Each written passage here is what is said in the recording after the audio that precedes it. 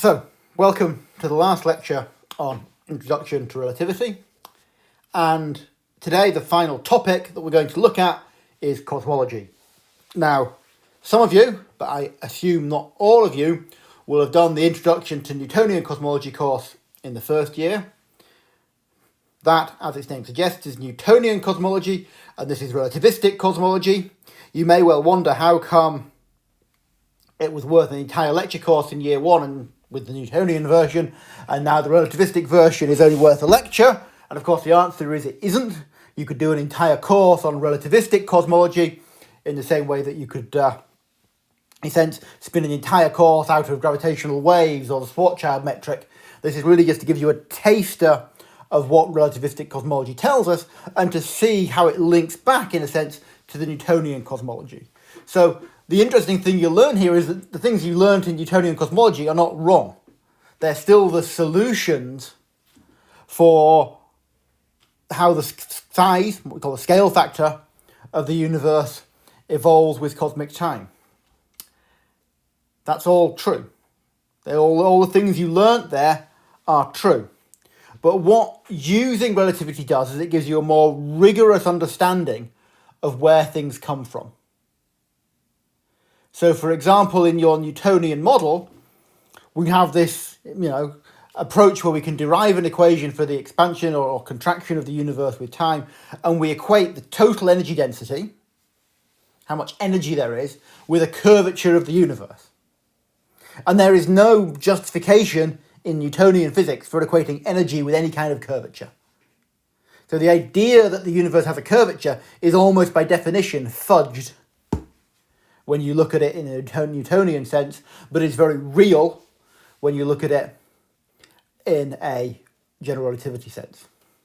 And the first thing to understand is that the universe is fundamentally a relativistic object. And it is because you can think of it as some sort of measure of gravitational effect.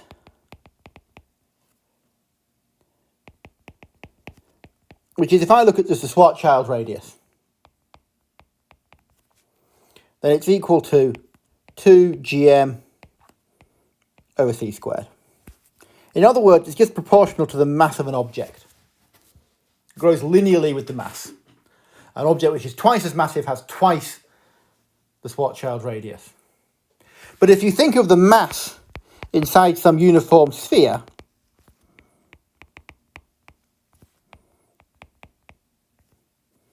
well, there, the mass is proportional, not very well here, the mass is proportional to the cube of the radius. And so, for example, you can work out the density of the black hole that we took an image of with the Event Horizon Telescope, somewhat lower than water, the density inside the Event Horizon. So for sufficiently massive objects, you can actually have quite low densities, but still be dealing with objects where they fit inside their Schwarzschild radii. So despite the fact that the average density of the universe is clearly very low, it is still fundamentally relativistic.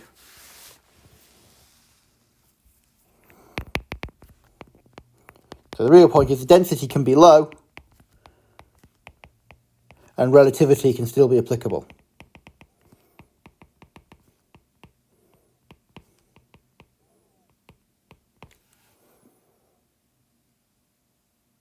The universe is also, of course, large.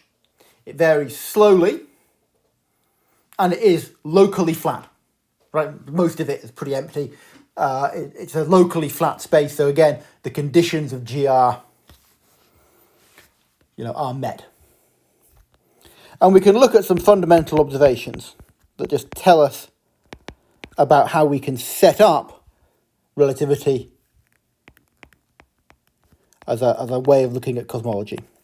And again, those of you who did Newtonian cosmology will have seen these observations, but I will assume that they are, a couple of years ago in general, and therefore it's relevant to revisit them.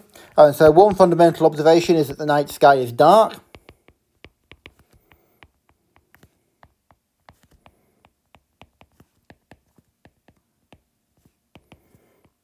called Olbers paradox. And his idea was that if you look at an infinite universe uniformly filled with stars, then eventually every line of sight that you go along will land on a star, and the universe should therefore be effectively have a very bright sky rather than a dark sky. And the solution, of course, is that the universe is not infinite. But of course, there's a subtlety because there's two forms of infinite.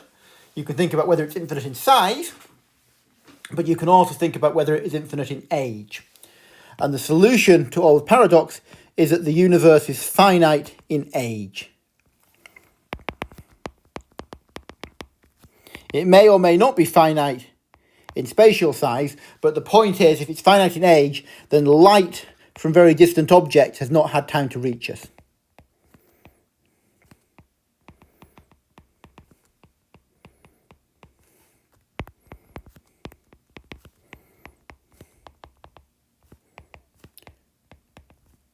And then we come to the second observation.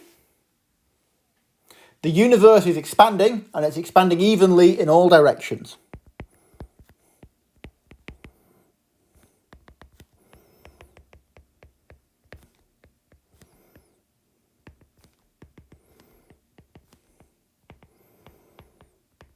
Einstein didn't actually know this.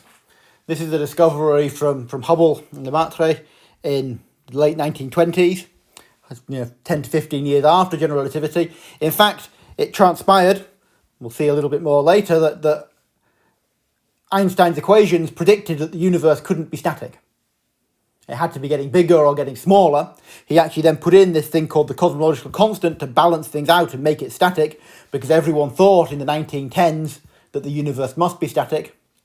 But nonetheless, when you're trying to write down your theory of the universe, you better take into account the right thing, which is that it's expanding.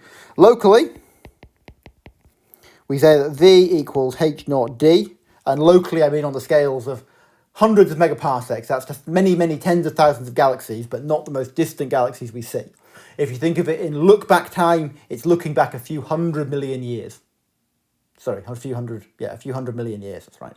A few 100 million years, but not a few billion years.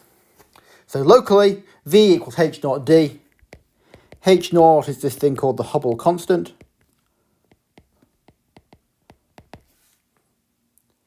And you can invert the Hubble constant.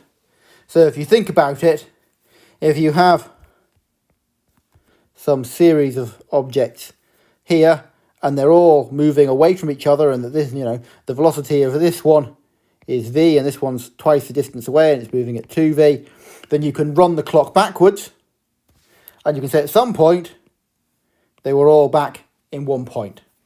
So the inverse of the Hubble constant gives something you think of as the expansion time, or the Hubble time, 1 over H naught.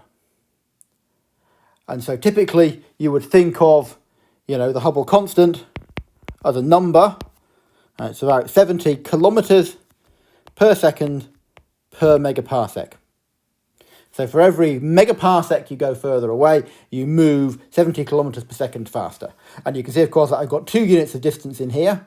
And so really the unit or the dimension of the Hubble constant is just per unit time, which is why when I invert it, I get an age.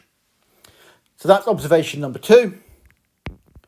And observation number 3 is that on large scales, greater than 200 megaparsecs, let's say, and here I'm just going to note that 1 parsec is 3.26 light years, i.e. 1 megaparsec is 3.26 million light years. If you're wondering, if you're not familiar with those distances because you haven't come across those before. So on large scales, greater than 200 megaparsecs, the universe is homogeneous and isotropic.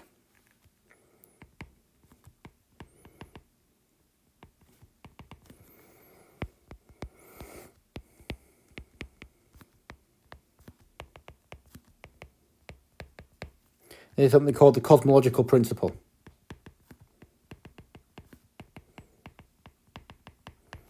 And these two words are very specific, right? They might sort of sound like they're saying similar things. Homogeneous means there is no preferred direction.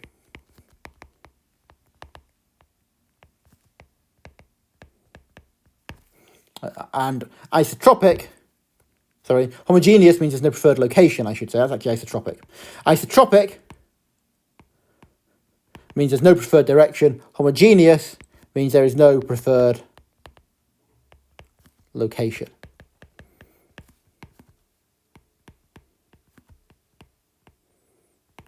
In other words, the universe looks the same everywhere. And it's patently ridiculous locally, but it's very practical when you look at the universe on these very large scales.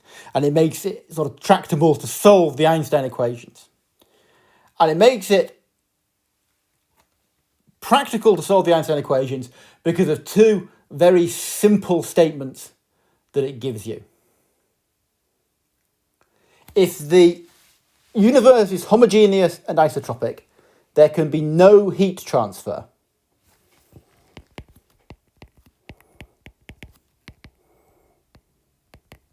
Because that would give you a preferred direction.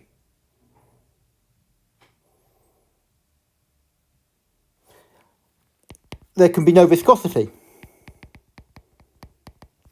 Because that would actually, in your stress energy tensor, mix your time and your spatial components.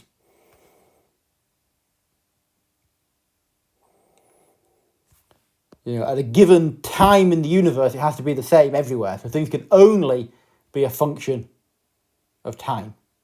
They're not a function of position. And that means that the stress energy tensor is that of a perfect fluid.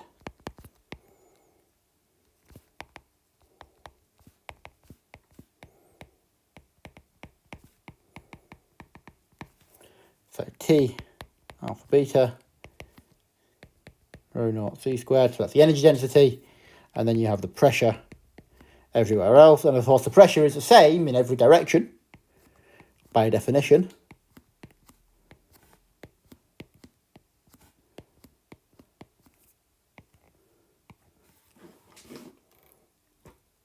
So that's the first important point to note.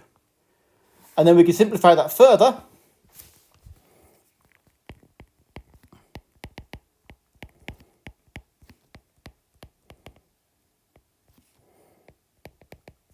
with an equation of state. And that links the energy density to the pressure.